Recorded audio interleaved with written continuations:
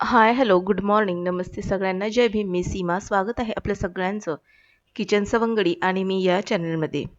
कसे आहात सगळे? आशा करते की तुम्ही मस्त, स्वस्त आणि आनंदी असाल. तर आता वाजत आलेले आहेत सकाळचे 9:30 आणि आता मी वॉकवरून आलेली आहे. तर घरी आल्याबरोबर आज सकाळी ना माझं म्हणजे झाड लोट वगैरे फक्त झाडू मारून गेले होते. पण लादी वगैरे डस्टिंग सगळं तसंच बाकी होतं. कारण की कसं आहे ना, सकाळी सगळं जर करत बसलं ना, तर वेळ कमी असतो आणि त्याच्यामध्ये एवढी सगळी कामं उरकत नाही आणि सगळ्यात महत्त्वाचं डीप क्लीनिंग जी म्हणतो ना आपण, तर ती होत नाही. तसं बघायला गेलं तर रोज थोडी-थोडी जर आपण डस्टिंग केली ना, तर घरामध्ये अजिबातच धूळ वगैरे जमत नाही. वॉकवरून मी आले आणि मग जे काही थोडंसं डस्टिंग वगैरे बाकी होतं, तर हे टीव्ही आणि हे जे खालचं जे कपाट वगैरे ते थोडंसं पुसून घेतलं, ट्रॉफी वगैरे.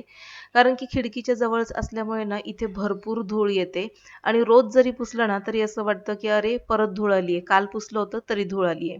तर ही खिडकीच्या इकडनं रस्ता गेलेला आहे पाठीमागून आणि त्याच्यामुळे ना, गाड्या वगैरे ये-जा होतात. त्याच्यामुळे ना, भरपूर अशी धूळ येते.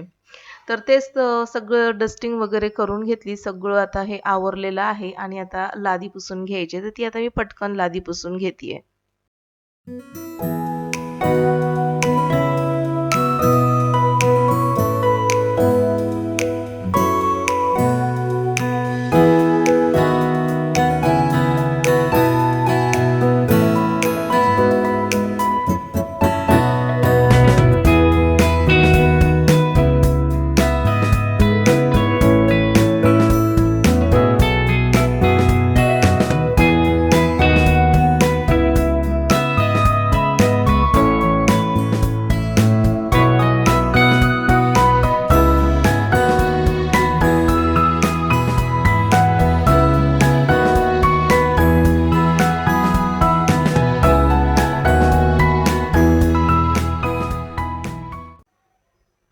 सकाळी वॉकला जाताना काहीही मी खाऊन पिऊन जात नाही.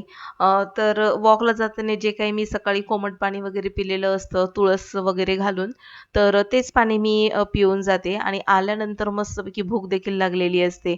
मग थोडंसं आपलं हातपाय धुवून थोडंसं 10-15 मिनिटं फ्रेश झालं, की लगेच असं मी नाश्ता वगैरे करून घेते. पण आज ना थोडंसं डस्टिंग थोडंसं मी झाडू मारून झाल्यानंतर केलेलं आहे. तर त्याच्यामुळे मला आता पहिली लादी पुसावीशी वाटली. कारण की मग ना सगळी जी धूळ आहे ती पूर्ण घरामध्ये अशी पसरल्यासारखी होते. एकदा का लादी पुसली ना, तर घर मस्त असं स्वच्छ चकाचक वाटतं. नाहीतर मग कसं आहे ना, की असं धूळसर असं लादीला असं लागतं. आणि कसं आहे क्लास वगैरे घेत असल्यामुळे कसं मुलांचं येणं-जाणं, उठणं-बसणं असतं. त्यांच्या पेन्सिलचा कचरा वगैरे पडलेला असतो. त्याच्यामुळे ना लादी रोजच्या रोज पुसणं मला म्हणजे गरजेचं वाटतं. तर लादी वगैरे पुसून घेतली आणि आता इथे दिवाबत्ती वगैरे करून घेते. येताना फुलं वगैरे मी आणली होती.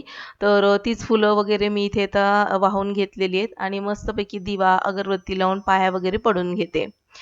तर हे जे रुटीन आहे ना, तर प्रत्येक गृहिणीने केलंच पाहिजे. आपल्या घरामध्ये कोणताही देव असू दे किंवा मग तुम्ही कोणत्याही देवाला, संताला माना, पण ते तुम्ही हे रुटीन ठेवा. कारण की हे सकाळी रोज तुम्ही दिवाबत्ती, संध्याकाळी दिवाबत्ती केली ना, खूप पॉझिटिव्हिटी वाटते आणि एक सकारात्मक वातावरण घरामध्ये वाटायला लागतं. असं वाटतं ना, कधीतरी उगाचच मनाला हुरहुर वगैरे लागलेली असते, तर ती हुरहुर ना अशी नाहीशी होते आणि असं छान वाटतं पॉझिटिव्ह वगैरे. तर इथे दिवाबत्ती वगैरे करून घेतली आणि आज नाश्त्याला ना मी भाजी चपाती फक्त मुलाच्या डब्यासाठी केली होती. पण आता मला वेगळा असा नाश्ता काहीतरी करणं गरजेचं होतं. तर मग म्हटलं, की आज काय करायचं? तर आज बऱ्याच दिवसाने म्हटलं, की चला आज उपमा करूया. तर भाज्या वगैरे होत्याच, तर म्हटलं, की चला मस्तपैकी भाज्या वगैरे घालून छान असा कलरफुल असा उपमा करूया. तर एका साईडला उपम्यासाठी मी पाणी गरम करत ठेवलंय म्हणजे उपमा ना छान असा म्हणजे शिजला जातो. नाहीतर ना थंड पाणी जर घातलं ना तर चिकट असा उपमा होतो. तर तेलामध्ये मी काय केलं पहिलं जिरं, मोहरी आणि थोडीशी उडीद डाळ घातलेली अर्धा चमचा आणि याच तेलामध्ये मी हिरवी मिरची, टोमॅटो घालून घेतलेलं आहे आणि सोबतच मटर आणि बारीक चिरलेलं गाजर घातलेलं आहे. आणखीनही काही भाज्या वगैरे घालायच्या असतील तर घालू शकतो आपण. कारण की उपमा हा एक असा नाश्त्याचा प्रकार आहे ना, खूप हेल्दी, पौष्टिक आहे आणि भाज्या जर घातल्या ना, तर त्यानिमित्ताने भाज्या देखील पोटामध्ये जातात आणि मुलांना देखील तुम्ही अशा पद्धतीचा उपमा वगैरे करून देऊ शकता.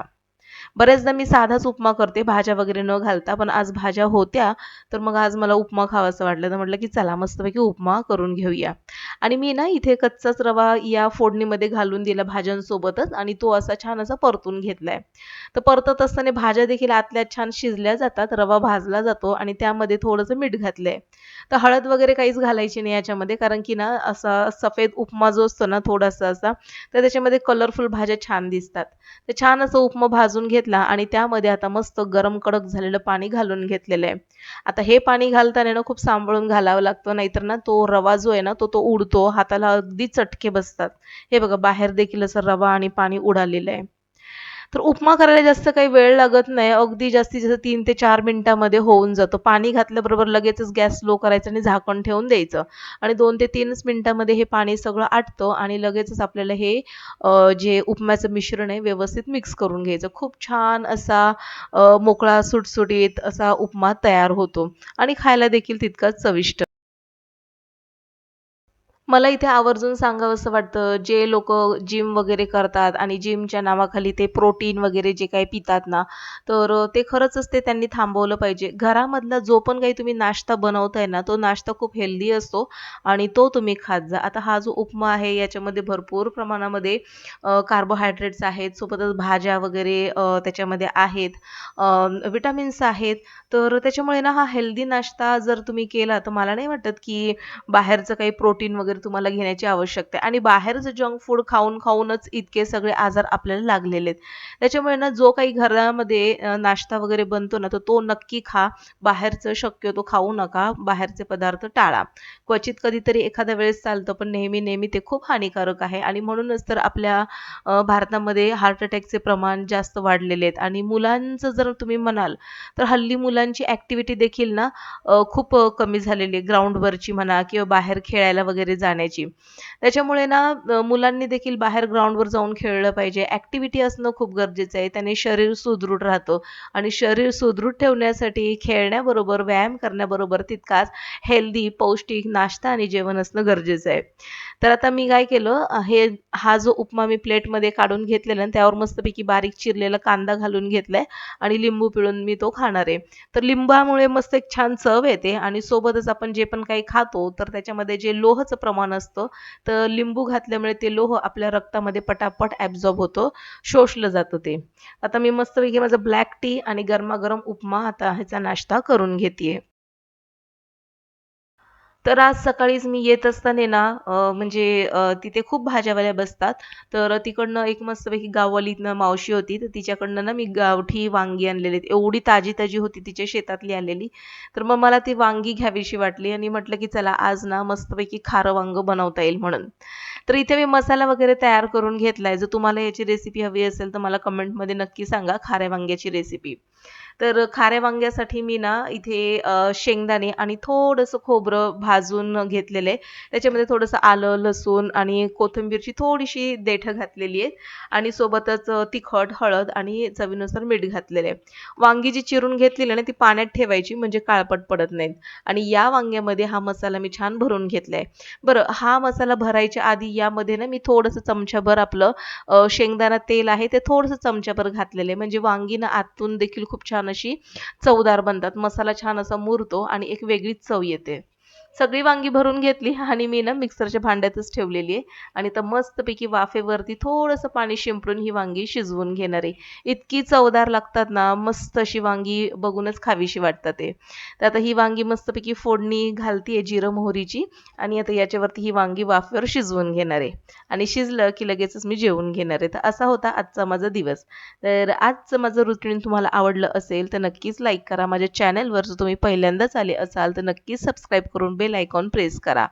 भेटू पुन्हा अशाच नवीन एका इंटरेस्टिंग व्हिडिओसही. तोपर्यंत बाय.